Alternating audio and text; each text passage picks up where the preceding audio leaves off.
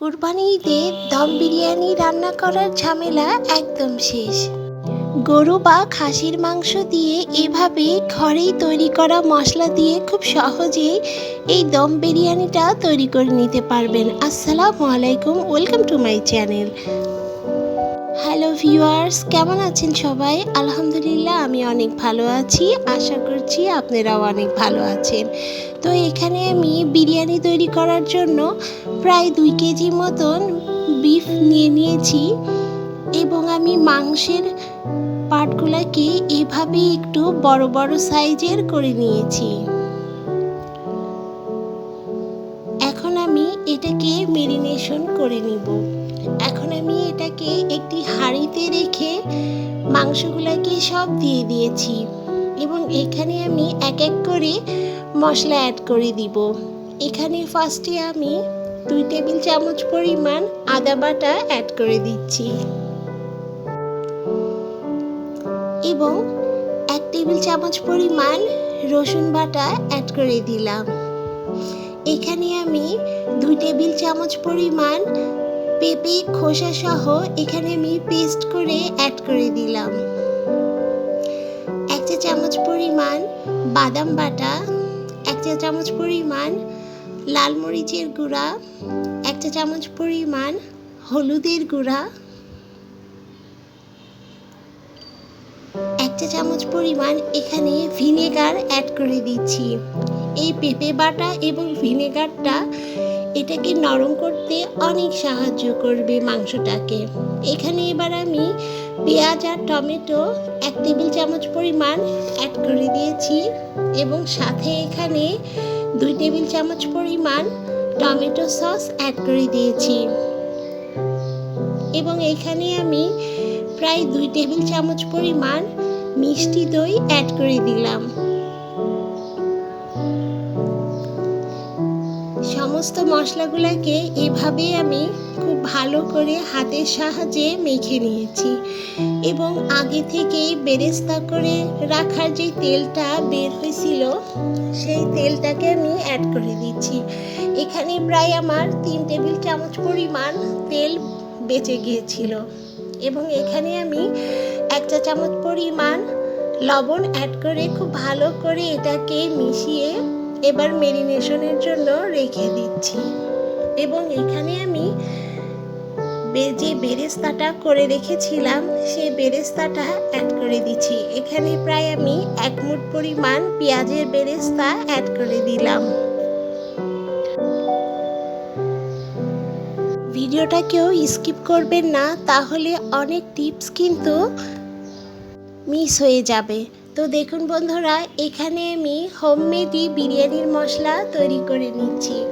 এখানে আমি এবার একটা আস্ত জায়ফল, এখানে আমি 1/2 চা চামচ পরিমাণ গোলমরিচের গুঁড়া, 1/2 চা চামচ পরিমাণ কালো গোলমরিচের গুঁড়া, সাদা এবং কালো দুটোই 1/2 চা চামচ পরিমাণ নিয়েছি। এখানে আমি দারচিনি, জয়ত্রী, গোলমরিচ, লবঙ্গ, কয়েকটা আমি এলাচ এবং কয়েকটা আমি বড় এলাচ নিয়েছি এবং 2 টুকরো আমি স্টার মশলা নিয়ে নিয়েছি এবং মশলাগুলোকে কিন্তু আমি না ভেজেই কিন্তু এটাকে গ্রাইন্ডারে আমি এটাকে গুঁড়ো করে নিয়েছি।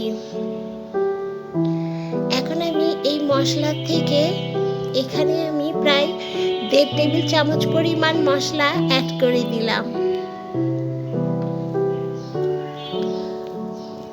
এবং অ্যাড করে কিন্তু এই মাংসের সাথে কিন্তু মিশিয়ে দিচ্ছি এবং মাংসটাকে কিন্তু আপনাকে 2 ঘন্টার জন্য অবশ্যই মেরিনেশন করে রাখতে হবে, তা না হলে কিন্তু এর যে অরিজিনাল টেস্ট সেটা কিন্তু একদম আসবে না।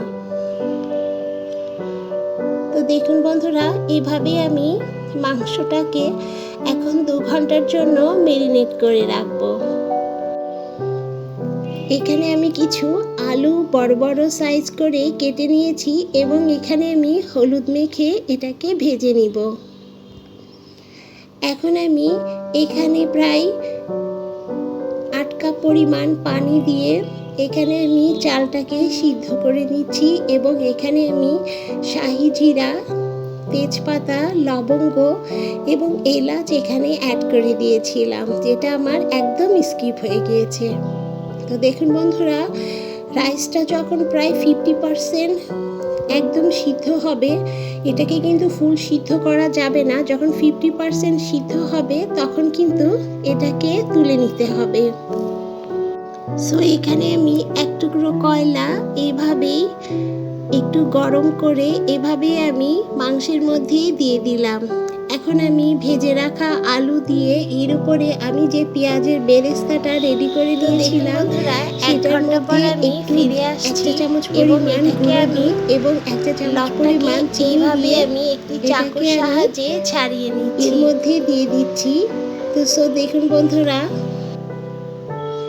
মাশাআল্লাহ এত সুন্দর পরিমাণ একটা ঘ্রাণ বের হয়েছিল বন্ধুরা, এত সুন্দর যে পুরো ঘরটাই যেন সুগন্ধে একদম ময়ময় করছিল।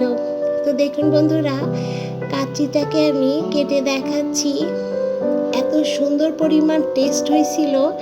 এভাবে আপনারা প্লিজ একবার রান্না করে দেখুন, গ্যারান্টি দিয়ে বলছি এত সুস্বাদু লাগবে। এবার ঈদে অবশ্যই সবাই একবার হলো এভাবে ট্রাই করে দেখবেন। তো দেখুন বন্ধুরা, বিরিয়ানিটাকে আমি প্লেটে পরিবেশন করে দেখাচ্ছি। রেসিপিটা ভালো লাগলে অবশ্যই শেয়ার করে সবাইকে দেখার সুযোগ করে দিবেন। বিরিয়ানিটা এতটা পরিমাণ সফট হয়েছিল এবং রাইসটা তো খুব সুন্দর পরিমাণে ঝরঝরা হয়েছিল।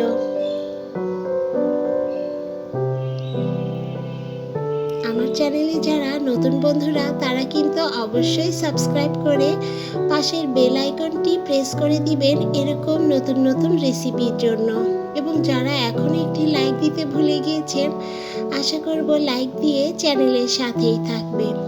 তো আজকের মতো এই পর্যায়েই, আল্লাহ হাফেজ।